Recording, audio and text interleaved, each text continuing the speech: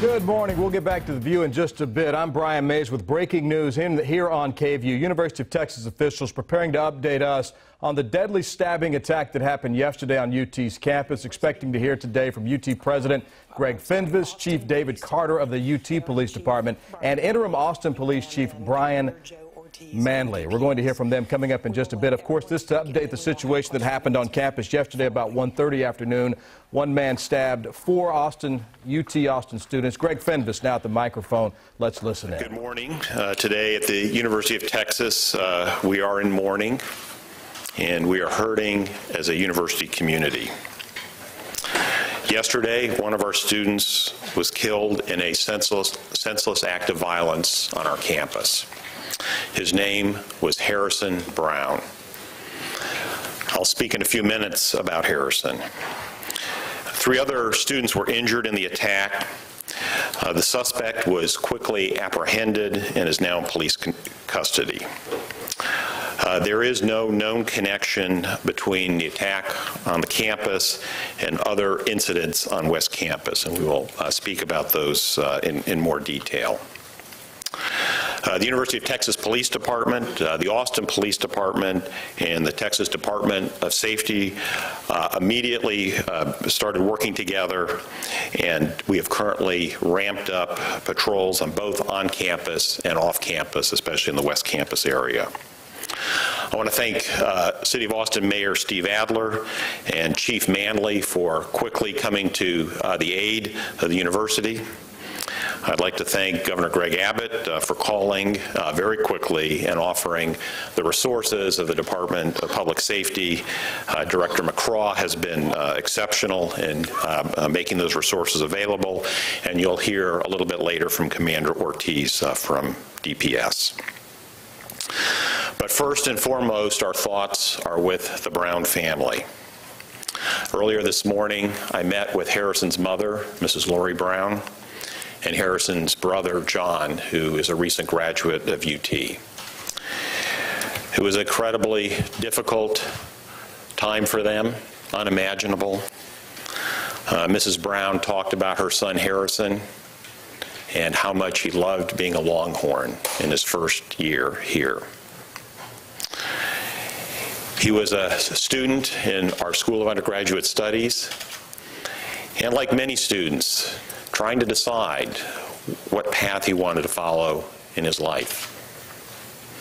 He was interested in the College of Liberal Arts and maybe an economics major, but his brother John told me that he really wanted to follow his passion of music. He was a talented musician and was interested in being a student in our Butler School of Music.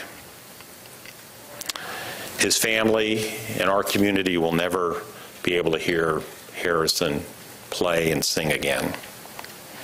And for this, our hearts are breaking and we are deeply, deeply saddened. We are working with the family and we'll have information subject to the family's approval on any arrangements having to deal with Harrison. And our students and the fellow students of Harrison are planning a memorial gathering later this week. And at that time, we will darken the UT Tower, and we will provide information for the schedule for that gathering. Our thoughts and unconditional support are also with the other victims of the attack and their families. We have connected with them and are working with those families. Two of the victims were treated in local hospitals and released, and the third is still hospitalized. Based on information that we had last night, we decided to continue with classes and scheduled events today. The incidents appear to have no connection, and we felt that this was part of the healing process and reconciliation, that students should be with their peers and try as best as they can to carry on, as hard as it may be, with the normal academics. We've increased counseling services and are making our staff available to any student who needs support during this difficult time. Our provost office will be working with deans and faculty across campus to make accommodations for students who feel that they need those as a result of this tragedy on campus. Our faculty, I know, are dedicated to supporting their students and trying to help them as much as they can. There are a lot of unanswered questions at this time, and our students are not only concerned, there is fear, and that fear is justified. Just a month ago, we recognized the one-year anniversary of the murder of Haruka Weiser on our campus. It is hard to comprehend that in 50 years there had never been a violent murder, a murder on our campus, and to have two in 1 year is simply unexplainable. We have lots of emotions, including fear and distrust, and we recognize there's tremendous pain among the student body. They are asking, how could this happen again? And will it happen again? And I'm feeling the same way. I'm hurt and I'm angry that our campus has seen these two tragedies in two of our students. We have focused over the past year on improving safety and security on the campus, and clearly there is work to be done. We've elevated the security profile with additional patrols that you will hear about, and working with APD and DPS. I do note that UTPD responded within 2 minutes of the first call, and the suspect was quickly apprehended. We'll never know, but it is likely that that rapid response by UTPD saved the lives of additional students. And I commend the department for their quick action. Today our hearts are broken, and we have to begin the healing process and continue to focus on how we best provide education and a safe environment for our 50,000 students at the University of Texas at Austin. For more information, I'd like to introduce the police chief for the University of Texas Police Department, David Carter. Thank you, President. My intention here today is basically give you an update from what the information we provided you yesterday. We'll talk about that. I also want to talk a little bit about what we've discovered in terms of possible motivations, also issues surrounding other rumors that have been going around on social media regarding potential threats to fraternities and sororities. I want to talk about that. First off, yesterday I told you that UTPD received a call at 1:51 and responded within 2 minutes. Looking over the transcripts, that was an entry time that I provided you. The actual time that we received the call was 1:46 p.m. and the actual time that our police officers arrived on scene was 1:48. And I would stipulate that it was about 1:46 and a half, so it was probably close to a minute and a half before the officers actually got there, but they arrived quickly and assessed the situation and took the gentleman into custody, Mr. White, into custody at that point. What we discovered and have discovered since that time is that the suspect, in this case Mr. White, was observed in the Student Activity Center just north of Gregory Gym, exiting on the south side of the Student Activity Center, appearing normal.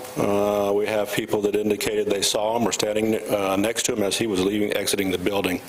He walked southbound on the west side of Gregory Gym near a stairwell where he encountered a female student, which he then basically kicked her as if kicking her out of the way, from what we understand, and then stabbed a white male individual, the student that the President talked about earlier.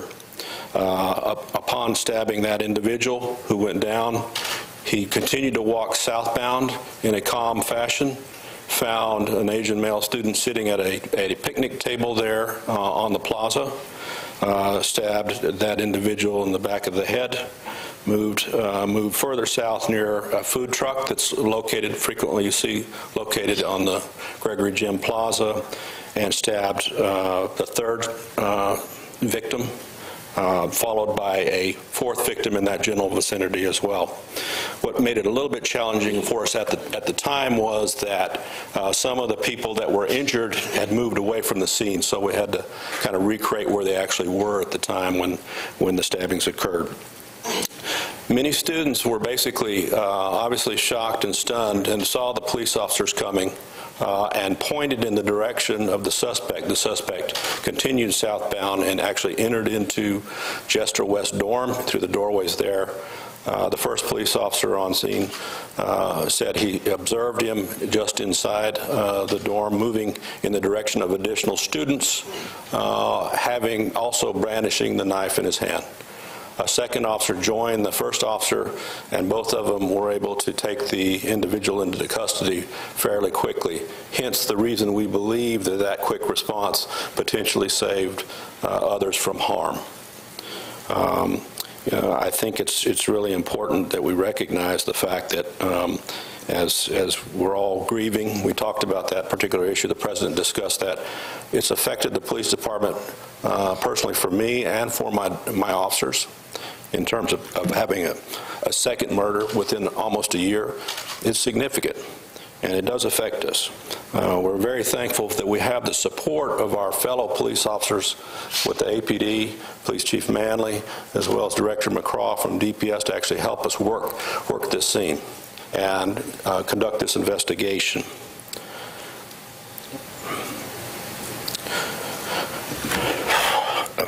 Pardon me. One of the things that we have to get to here is to understand the motivation of this individual. This was not a conspiracy.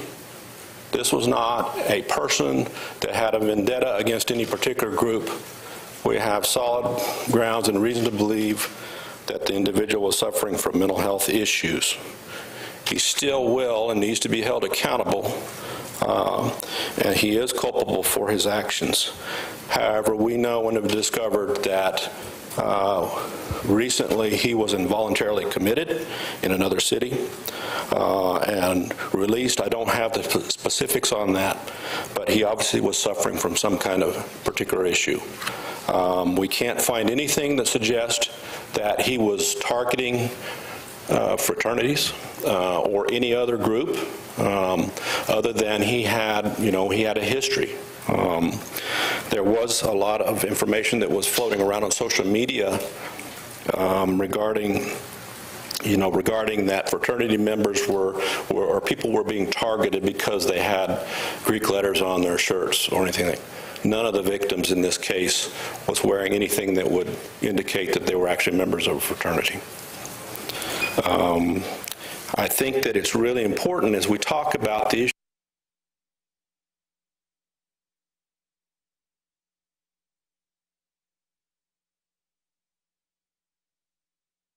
As we talk about the issue of motivation. It's audio, but I believe we have that audio back. Let's go back to the AT&T set. This year's murder and last year's murder. Last year was a case involving a stranger, a homeless, a transient person that came on campus and did that vile act. This year it happened, it was one of our fellow students that was not only the victims but actually the suspect. The thing that I would really want to stress to our community is to remember the importance of calling the Behavior Concerns Advice Line. You know, we live in and work in an area, in effect, a small city, I've said this before, of 80,000 people. That's the daytime population, 50,000 some odd students, 20,000 some odd faculty and staff. And the fact is that, you know, there's a lot of stress and pressures that that students undergo from time to time. And it's important for us to take care of each other. I'm not saying that Mr. White didn't receive the appropriate attention or whatever his particular issues were, but the point is I want to remind folks it's really important to let us know, let the Behavior Concerns Advice Line know when you see somebody that is suffering from some kind of an issue, so that hopefully we can get in front of that. And in terms of the off-campus issues, I'm basically going to turn that over to Chief Manley with APD at this time.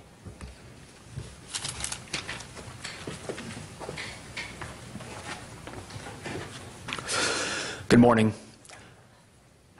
As the father of a college student who lives on a campus in a community very similar to where we are today, I absolutely understand the impact that this has had on the UT family, the UT community, and the concern that parents have for the safety of their students.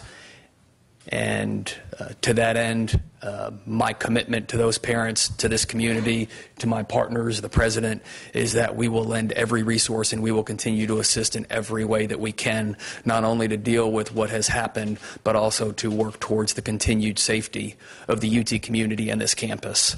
An update of where we are at with the investigation right now. Yesterday, our investigators interviewed 37 witnesses. We do still have a few additional witnesses that need to be interviewed, but these were full interviews. Some contained lineups. We had to map where each student was to get an idea of what they saw, what their perspective was. We had several agencies that were with us last night into the late hours. Those included the FBI, the CIA. We had the District Attorney's Office. DPS was with us as well, along with our partners at the U.S. Marshals. Again, we wanted to leave no stone unturned, and we wanted to make sure that we were not dealing with anything larger than the one incident we dealt with yesterday. And as Chief Carter just stated, we do not believe at this point, based on the information we have, that this was anything more than it was yesterday or part of a larger situation. We have booked Mr. White into jail with charge of murder right now. That charge will be officially filed, I expect, by this evening. And we are currently reviewing the additional charges that will likely be forthcoming for the additional assaults that he committed, the aggravated assaults against the other students. Again, there is no evidence that is linking this to any part of a larger plan. I now want to move and address the incident that occurred yesterday evening in West Campus. The Austin Police Department was notified yesterday evening by St. David's Hospital at 4:33 p.m. that they had a male subject who had checked himself in to the hospital with a stab wound that he reported occurred on the UT campus.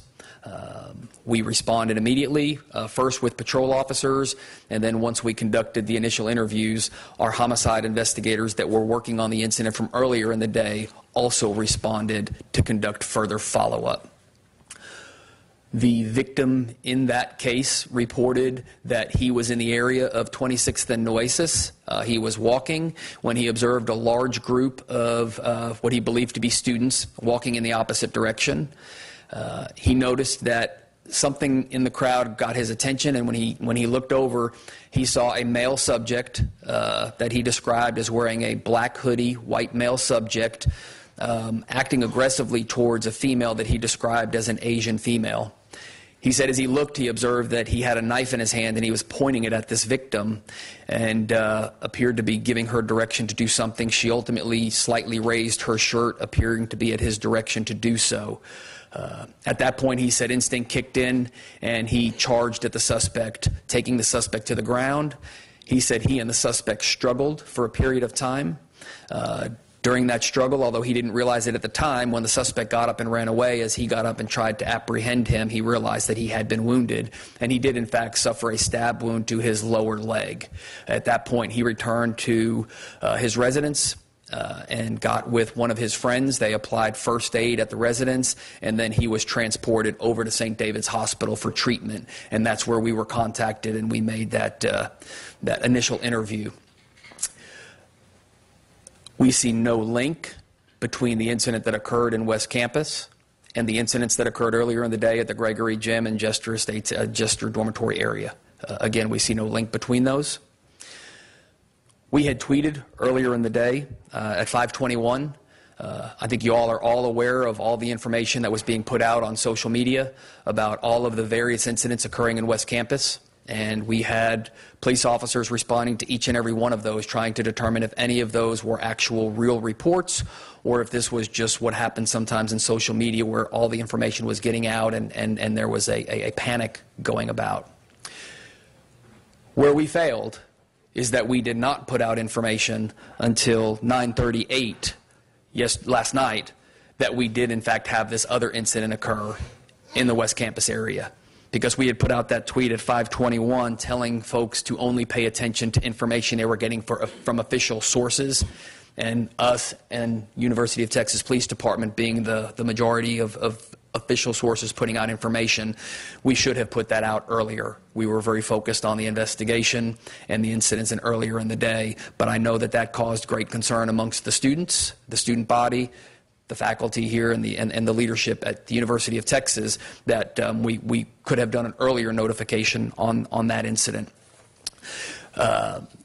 We need help on that case. We do not have a victim that has come forward. We are still trying to identify the young lady that was reportedly being at least assaulted by this gentleman, the suspect. And if you are that person, or again, he reported that this occurred when a large group of what he appeared to be students, he stated, walking towards him. If you are one of those that witnessed this assault, it's very important that you come forward and reach out to us so that we can continue to investigate that assault. And we would ask that you call the homicide tip line, which is 512-974-5092, or Crime Stoppers at 512-472-TIPS, or you can use the new Crime Stoppers app that's out there. But it's very important that we get anyone who witnessed this incident that occurred in the area of 26th and Oasis yesterday to come forward and to provide us information so we can try and further that investigation and work towards identifying who the suspect is in that incident. I know there's also information out there about a deceased person call that we took last night in the area of the 2700 block of Oasis. That information is accurate. We did respond to a deceased person call in that area. The incident took place inside an apartment, and there is nothing at all that we believe is suspicious about this death at this time. And based on the information we have, it is in no way related to any of the incidents that have occurred yesterday outside of this incident that we're talking about now. And again, there's nothing appears suspicious about this. Given that it is an ongoing investigation, I cannot go into the specifics of why I'm saying that now, but with what we know and with what we saw at the scene, again, this occurred inside in an apartment, and based on the information we have now, we do not see in any way that it is suspicious or related to any of these other incidents that had occurred. The last thing that I want to put out is just a request to students, whether you're living here on campus, whether you're living in West Campus, or whether you're living in one of the many other college communities we have across the city, the importance of being vigilant. Be aware of your circumstances, be aware of who's around you. In this day and age of technology, we all walk around with our cell phones, our iPhones, our tablets, and we have earbuds in, we're listening to music, and we sometimes lose a sense of our surroundings. And I would just say that it is ever so important that you maintain an awareness of where you are and your surroundings at all times so that you can be aware and protect yourself if necessary, or avoid areas that may represent a danger. So we are at a point now where we are going to continue to partner with the University of Texas and the University Police Department in working towards the resolution of the first investigation on Mr. White, and then the second investigation involving the incident that occurred in West Campus.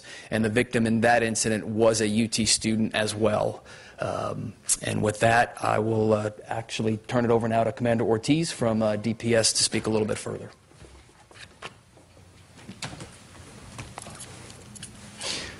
Good morning.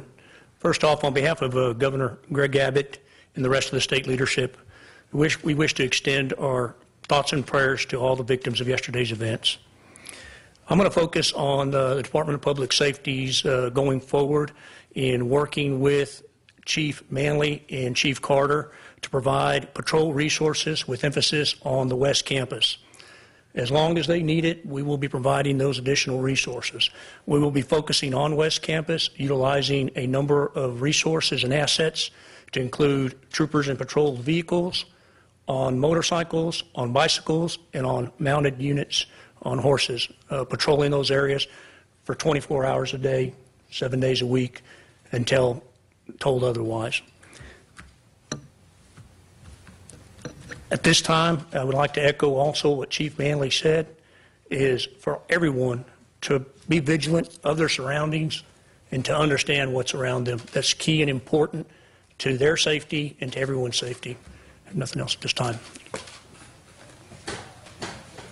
At this time, we'll take questions from the audience.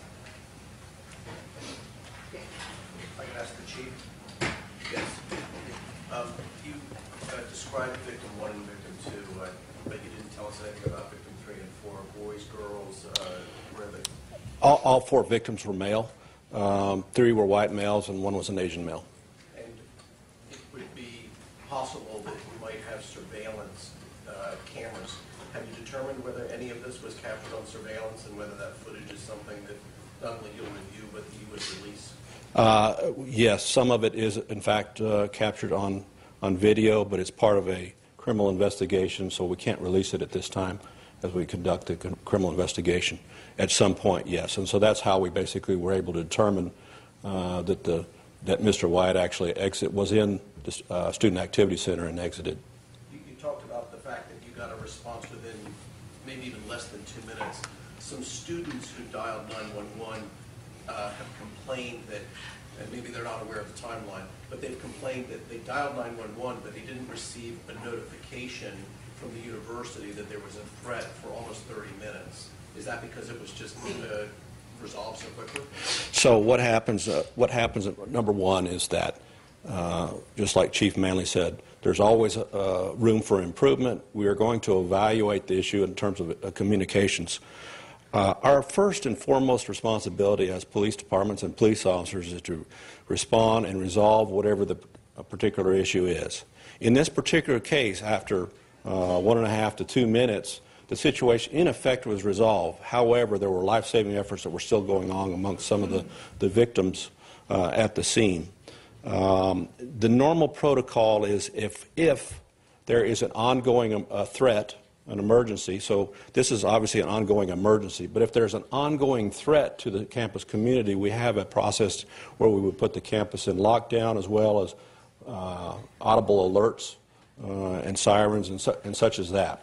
Since by the time the officers got there, but by the time that we actually understood what was going on and we had somebody in custody, we did not follow the protocol in terms of putting out an audible alert to the campus because there was not an ongoing threat. It had been resolved. We also recognize that, if there is a vacuum and the police are not providing that information, then somebody's going to fill that. And especially in the social media world, that is a clear challenge for all police departments. In other words, to get in front of those kind of issues there. So we are reviewing our processes there. So I think when you hear the students' concern, I've heard it also mentioned that they're concerned about the response time. Well, actually, the response time was awesome. I think it was as good as we could make that. A minute and a half, have somebody in custody. Even within those 2 minutes, though, we lost a life. 3 people were seriously injured. I also really want to stress the point that I believe, based on information my officers are providing me, that by the officers going in, following the individual, going in the direction where those students were pointing, catching that individual midstream going into Jester West dorm with the knife in his hand where students were present, the assumption obviously could have been a lot worse. So the response time, I think, while it's not perfect because we were not there instantaneously, we got there quickly, and I think lives were actually saved. I believe that. Second part on that communication piece is something that we as law enforcement struggle with, especially related to social media that's going back and forth, generating sorts of things and perpetuating fears. One of the things that Chief Manley talked about, the importance of contacting, letting the police know. Sometimes we are not as effective as we are in policing in terms of monitoring the social media world, we need help with that. We need people to call us, but we also recognize our responsibility to get the information out because people are concerned. How did the officers get there so quickly? Were they on bicycles, and did they wear body cameras? We do have body cameras, yes. We recently, all police officers have body cameras at this time, or patrol. You have this on camera where they are actually taking the suspect down? I assume so. I've not seen it, haven't had a chance yet. As you understand, it's been a pretty hectic past 24 hours. But we will be reviewing those as well. Did they bicycle over or did they run? How did they get there so quickly? A combination of bicycles plus vehicles. How do you come to the conclusion on the mental illness, on the commitment? Did you get that from the family? Was it his behavior? One's in custody. Was he supposed to be on any kind of medication? There was probably a collection of all of what you just mentioned. Number one is that, details of a police officer emergency commitment are public record of sorts, but the particulars of it may not necessarily be. But so we have information. We also understand, as it's been reported widely reported in the media, that he was arrested by us not so long back on a charge of DWI. Also, you can find in that affidavit a discussion about medications as well. Again, that would be in an affidavit. His behaviors, obviously, in terms of his cooperation with the police, it was limited to somewhat. That's somewhat, as you would expect. He obviously was Mirandized and given, his Miranda rights. So we can't really address those kind of things at this time. But a combination of all, yes. I had approached you yesterday as you all were leaving about the UT, the West Campus staffing. So you knew at least that whole room of reporters. We all had known about what was going on. We were reading the chatter. And you had mentioned the department had failed because it took 5 hours to issue a news release at 9:45 or 9:44 last time we got it. And we've been harping on Chief Carter for a 30-minute delay in getting information, a 28-minute delay to get information out. The campus-wide text. To us and students, there isn't much of a difference when you walk across Guadalupe from I'm on campus to now I'm under Austin Police Department's jurisdiction, so I'm waiting for them to tweet, send out a news release, or do you guys have a text alert system for them to? We would put our information out via tweets or via the official news releases that we do. To your specific point, yes, you did ask me as we were leaving yesterday. At that point, we were getting several calls into the 911 center of multiple different kinds of incidents occurring in West Campus. We were sending officers to each and every one of those. At the time of the press conference, we weren't even aware because the victim in that incident that took place on West Campus had not yet even gotten over to the hospital. So we weren't aware that it had happened, even though it had happened a little bit earlier. And then again, as I told you, one of the things that we have learned from this and we will do moving forward is we will ensure that we put out a more timely notification because we understand that the student body, that the community was aware of what had happened earlier. We understand that there was a lot of misinformation being put out on social media, but we need to be the ones putting out the accurate information, and that delay was far too long. Do you plan on putting Halo cams up in that part of town, or expanding that Halo program to have more eyes in that area since you have such a high concentration of students? There's no immediate plans for that, but that doesn't mean it's something that we wouldn't evaluate at some time in the future. Chief Carter, I have a quick question for you. I just want to reiterate, the first student that was stabbed was the one that died, is that correct? That's correct. Okay. And then on the DWI arrest with this suspect, the arrest mentioned that he was high on Zoloft, which is an antidepressant, can cause some psychotic behavior. Is there any reason to believe that he was still on it, was using it? I mean, is that all part of this investigation? So you have the information, you recognize, you saw the date when that affidavit, so that's fairly recent. Our understanding also on the emergency commitment, not in the Austin area, was fairly recent as well. So you can put all that together and you can come to a conclusion or an assumption on that.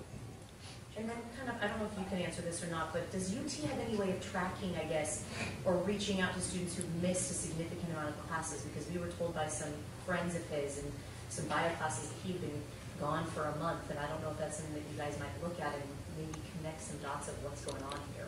So in terms of, class attendance, I would have to defer, probably have to defer to others in the university to talk about that.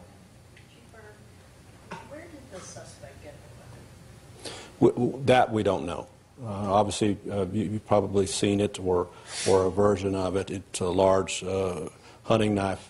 So in time, maybe we'll find that out. We don't know the answer to that now.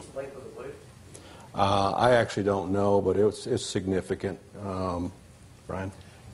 We don't have the exact length. Yeah. We have the knife, but I haven't measured it or seen the. It's clearly it's what you would consider like a Bowie knife. Are you going to release photos of the weapon? We'll look at the investigation as we move forward. How recent was his commitment? I would say I think it's within a few weeks. How long was it? I can't give you that answer. And there was a rumor on social media that someone with a concealed handgun permitted further attacks. Is there any validity to that? So it was one of the things that bedevils police departments on occasion is the information that comes across social media. Yes, we heard that. We have no verification of that. I will tell you, if you look at the sequence of events and the timeline, it doesn't appear likely from the time that the incident was occurring as he was moving forward and going toward the Jester dorm. Within a minute and a half, according to my officers, had the knife in his hand and was still going. So I have nothing to verify that occurred. How were you able to immediately determine that this was an isolated incident, or were you able to determine that was an isolated incident? First off, no police department could determine immediately if it was an isolated incident. That took some time. Thankfully, UTPD is part of the Austin Regional Intelligence Center with Chief Manley, as well as works well with the State Fusion Center and some of our federal partners looking at it. I can guarantee you we looked at all those kinds of issues there. We looked at the information that was coming across social media to see if it was an incident related to what was talked about with regard to fraternities. And so once we kind of evaluated, looked at the totality of the circumstances, we could find no credible threat amongst any of our agencies to suggest there was a conspiracy or that he in fact was targeting some particular group, i.e. fraternities. The student stabbed in the back of the head, is he the one still in the hospital now? I don't think he is. I believe it was another individual, but I'm not positive. Yeah. Where was he stabbed? Like, I'm guessing his injuries are the most serious. Can you talk about how he's doing? I think the one that required surgery was was actually stabbed probably in the shoulder and back, but I'm not positive on that. We'll take one more question. Yes, ma'am. Where will UTPD increase in control? So what happened actually is that based on the fact that there was numerous protests going on around the city, sometimes in an abundance of caution, UTPD will up staff, and it turns out yesterday we actually had double the amount of officers on duty in uniform ready to respond if there was some kind of an issue that was occurring. So we're all through. Number one is every police officer, whether they're plain clothes normally or in uniform, we call it tactical alert, and we're out patrolling all aspects of the campus. We're also being, gratefully, we're being supported by APD as well as the Department of Public Safety in terms of their patrols are occasionally coming through as well as in the area west of campus. So there's a significant police presence right now. So what we'll do is we'll continue to evaluate the situation based on the threats that we receive, and like Commander Ortiz says, as long as we feel that that's necessary, we will continue. Thank you so much. We have a few people available. Dr. Soncia Reagans-Lilly is available. She's the Vice President of Student Affairs. We also have the former SG President, Kevin Helgren, available, and our officers are also available for. Do you expect any other update at some point today or like this? We will update as we get information to share. Thank you so much. You are listening to the live update that happened just moments ago at UT Austin after this fatal stabbing that happened on campus there yesterday. 4 people stabbed, 1 dead. Harrison Brown, a freshman whose brother attended UT several years ago, was the student who was killed yesterday. Remembering him today, there is a memorial fund set up. And we also learned more information about the suspect, too. We did. He is in jail currently, as has been since yesterday afternoon. 21-year-old Kendricks White is his name. This is video of the arrest. And we learned a bit more about the arrest of White yesterday. As he entered Jester West, you can see the officers there with tasers and weapons drawn. He is handcuffed and taken into jail. Was charged with murder and being held on murder charges. Those will formally be read later on today, according to Austin Police Chief, Interim Police Chief Brian Manley. Again, 3 people wounded in the attack by Kendricks White, the alleged attacker on campus yesterday. We also learned this morning that one of those male students is still in the hospital this morning. Absolutely. And I know we heard Greg Fenves talking about how our hearts are broken at UT again today. This is the second fatal incident to happen on the UT campus in the last 2 years. There had not been anything like this in 50 years on the UT campus. So a lot of hearts broken today. They do have counseling services set up for students who may have witnessed this and may need help talking about this today. They do not believe there were a lot of other incidents happening also around campus, West Campus. There was a body found, and there was another incident that investigators are still trying to investigate. Those incidents not linked to the stabbing that took place yesterday on campus. As our reporter Tony Plahetsky broke earlier this morning, they again reiterated the fact that none of the 4 wounded or stabbed yesterday were wearing any fraternity type clothing at the time. So they do not believe that was a factor or a motive in the attack. But of course the investigation continues. They've already conducted 37 interviews, and that investigation of the on-campus attack continues again today. And they again are asking for help, as Terry mentioned, for the other attacks that took place, or the one other attack that took place at 26th Street yesterday. That person is still at large, described as a white male about 5'9", wearing a white hoodie. Again, that not related to the incident that happened on campus at UT yesterday. Well, some of the other interesting points that police pointed out was that Kendricks White was involuntarily committed in another city a few weeks ago. They're still learning more information about that, and they also mentioned that they did have surveillance video that helped pinpoint his location around campus and helped them find him at Jester Hall yesterday afternoon, hopefully helping them potentially save other students there on campus, because he still had the knife in his hand as he entered Jester Hall yesterday afternoon. And as they mentioned, as they were signing off from the campus at UT, patrols have been increased. DPS and APD both assisting with UTPD, as security is really at a high point right now, not just on campus, but on West Campus as well, and the area surrounding the UT campus. And that will continue, as Chief Carter said, for the time being, for the immediate future. No word on how long that will take. He said as long as it takes. Well, the good news, the classes have resumed today, so students back on campus. We'll continue to keep you updated on this situation. Stay with us. We're back after a short break.